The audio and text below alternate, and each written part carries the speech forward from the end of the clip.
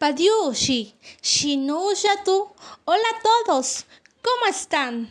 Yanachi, Chigunibiano, Gayudi y Yanakubi.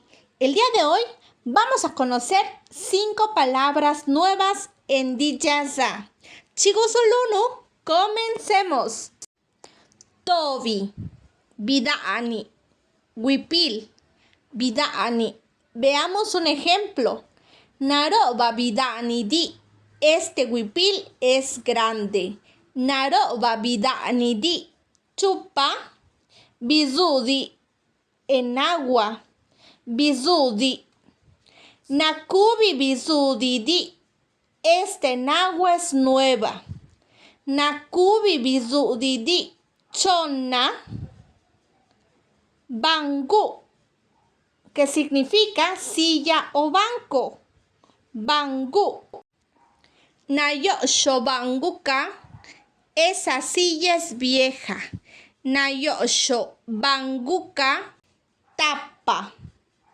Nashiña, rojo. Nashiña. Nashiña guiñaca, el chile es rojo.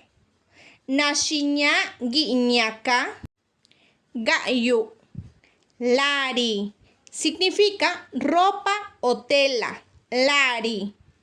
Namuku kalarika, esa ropa está sucia. Namuku kalarika. Skishe pelatu, sakabikadi agatu, nevi y atukadi yadi. Gracias por ver y escuchar este video.